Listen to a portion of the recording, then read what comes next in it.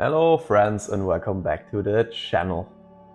In today's video I'm going to enjoy a little cup of coffee because it's Sunday morning in Germany,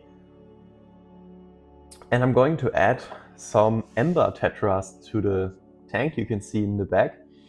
It's the 100 species ecosystem tank, which is a big project of mine where I want to add 100 species of plants and animals in total to this tank. Most of them are plants, only 11 are animal species, 29 species will be Ember Tetras. In the second half of the video I'm going to feed the new arrivals of the tank with white mosquito larvae, and I will insert a glass of red mosquito larvae to the bottom of the tank. Let's dive right into it.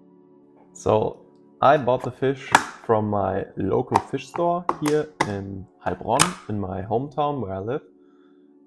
I bought them in Kölitzow and I got 8 of them.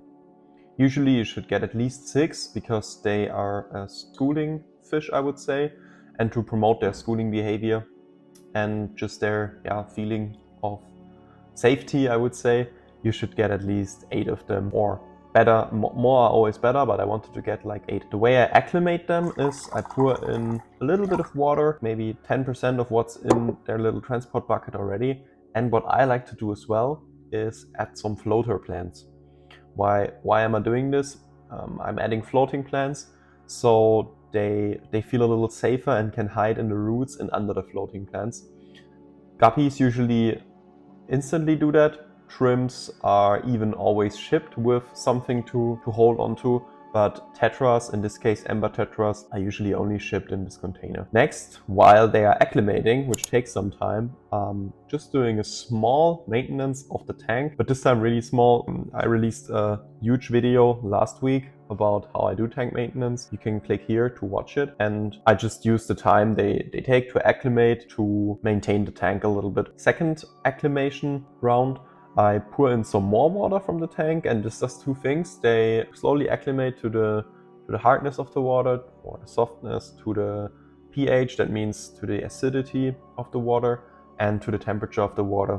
Let's pour in some more water so they can acclimate a little more, and you can see they are hiding under the floater plants. You can see some of them swimming under them, but basically they are hiding under the floater plants, which is what I intended. I cleaned the tank a little more, let it cycle a little bit, because I also cleaned the filter, exchanged some of the filter material. So really they have like a clean tank that they can swim in. This is not necessary for the fish, but I wanted to get a clean tank for you guys, so you have a better side of the fish, so to say. Now I took out the floating plants and poured out most of the water from the Ember Tetras, so I can just take the transport bucket and release them within the bucket in the water, because I don't feel like it's a good practice to use the net to catch them out of this little transport bucket. Creates additional stress for them.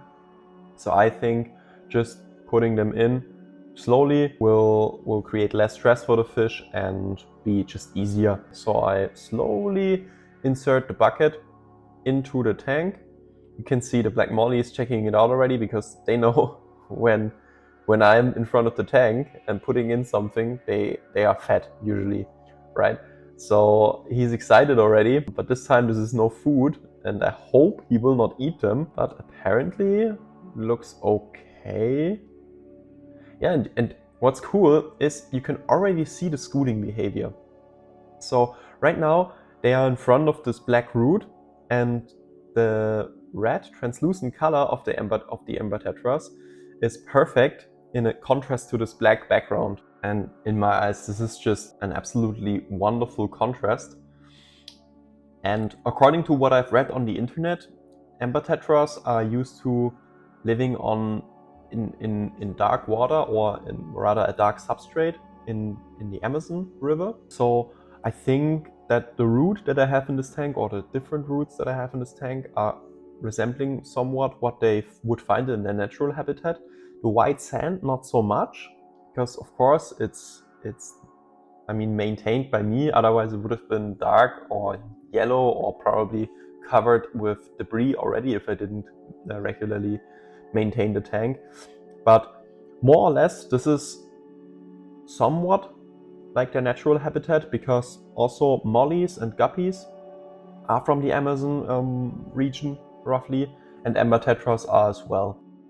So in the first few seconds and minutes, none of the other fish tries to eat them, although there were some smaller interactions between some of the guppy males and some of the Ember Tetras. I expected the Corydoras and the big black molly to be more interested in them, or to see them maybe as a food source, which fortunately did not happen. However, they fit in perfect, I would say. At the beginning, they explored the tank a little bit by themselves. I think they lost each other quite quickly, because remember, these fish are like 0.5 inches at the moment, so 1.5 centimeters long. Their adult size is 2 centimeters, which is 0.8 inches, so really tiny. So they probably have lost each other in the tank while swimming through it, but after some time they found each other again, and this is why I got them. I got them for mainly two reasons. One, the schooling behavior, which is displayed here in such a beautiful way. You can see them swimming around for some time, then you lose them, or you can't track them anymore, and then all of a sudden they reappear behind some corner in the tank. And this is what I anticipated, and this is why I bought them.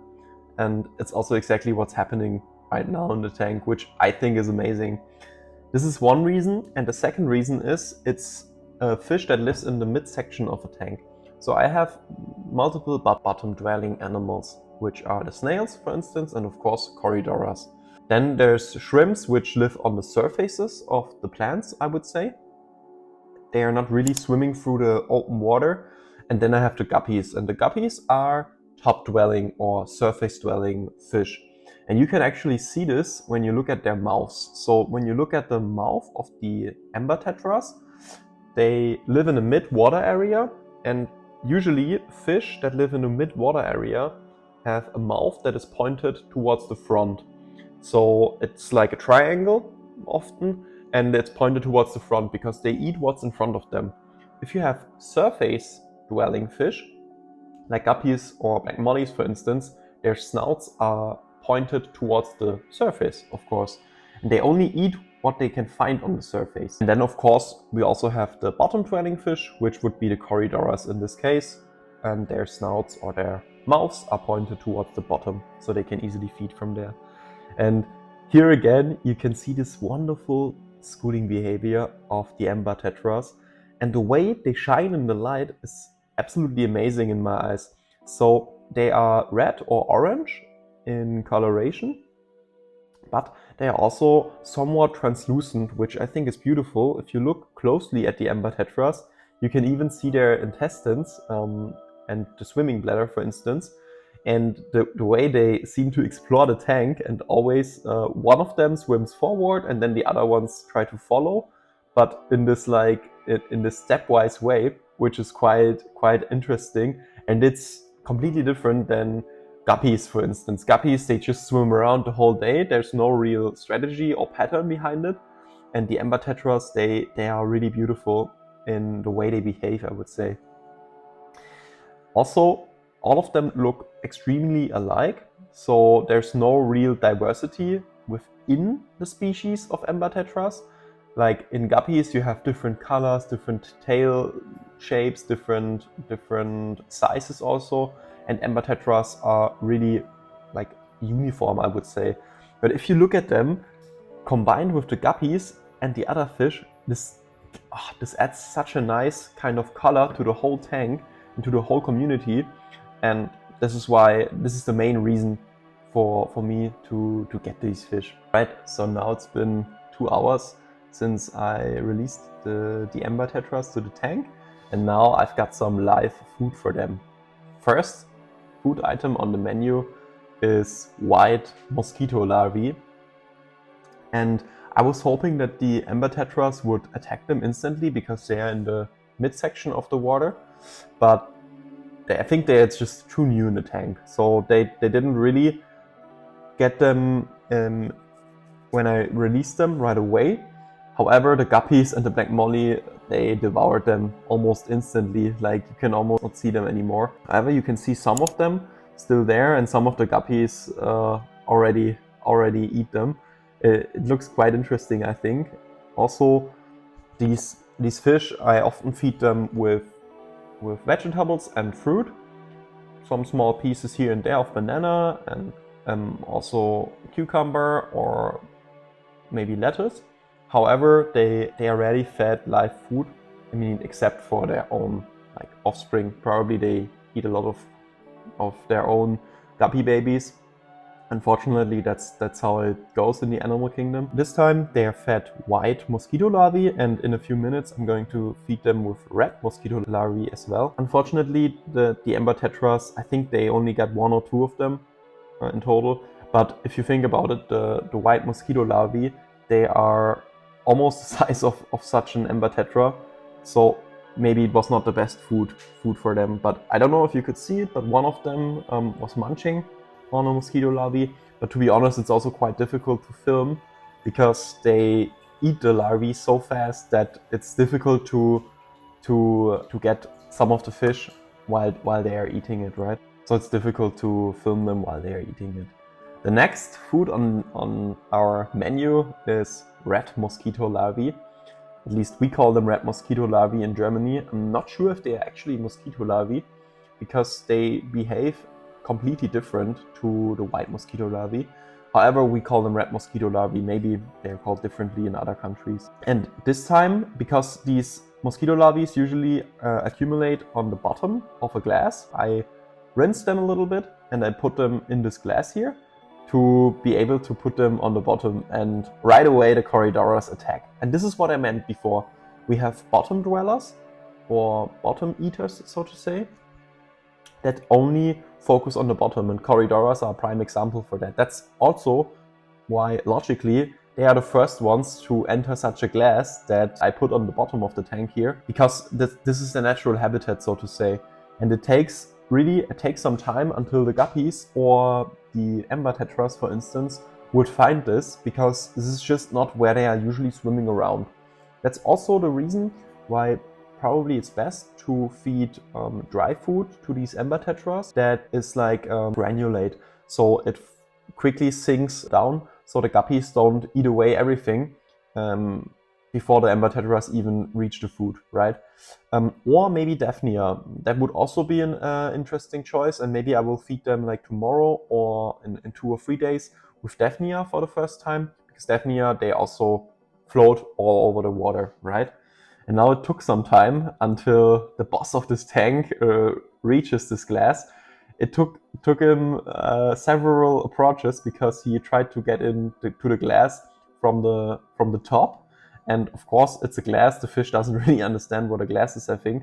So, but finally he entered it, and then it's getting pretty crazy. The guppies don't know how to exit this glass. The molly, also, I think he cannot really swim backwards, or he doesn't understand that he has to swim backwards. So it's quite interesting to observe here. Now they are turning crazy, and I have to help them in a minute and turn the glass upside down. But yeah, for them it's a real feast. Like, they never had red mosquito larvae. At least I never gave them red mosquito larvae. Sometimes I give them frozen mosquito larvae. First time they get live food, and obviously they love it, right? It's the most natural way you can feed them, probably. I mean, apart from an actual food web, which doesn't exist in this tank, unfortunately. So now just pouring out the mosquito larvae to the bottom here, so the fish can enjoy them. And you can see the cories, usually they swim around. They swim around and scavenge and try to find a little bit of food here, a little bit of food there. They just don't care anymore. They found the perfect spot here, and they just sit and munch. And you can see this little guy here, like how fast he's chewing, because of course he loves this. And the black molly also, usually he's always swimming around, but this time he's just basically sitting there, guarding this little patch of mosquito larvae, and just tries to devour the larvae. And also, one of the smaller Corydoras palliatus is joining the feast. It's just doing the same as the larger one. And this is exactly what I meant before with the bottom-dwelling fish. They gather there and eat away everything. And unfortunately, the Ember Tetras didn't really get any of the red mosquito larvae. I was hoping that they would get them. You can see them here once, showing, but they didn't really get one of them. And after like 20 minutes, I think the feast was over. All of the mosquito larvae were devoured, and the fish really enjoyed this feast.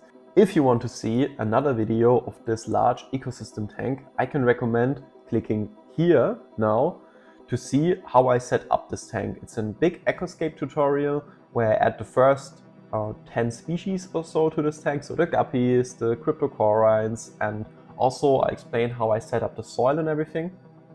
Or if you would be interested in watching a more recent video, you can click here right now. And please don't forget to like and subscribe Edgar's Fish Channel. See you in the next one.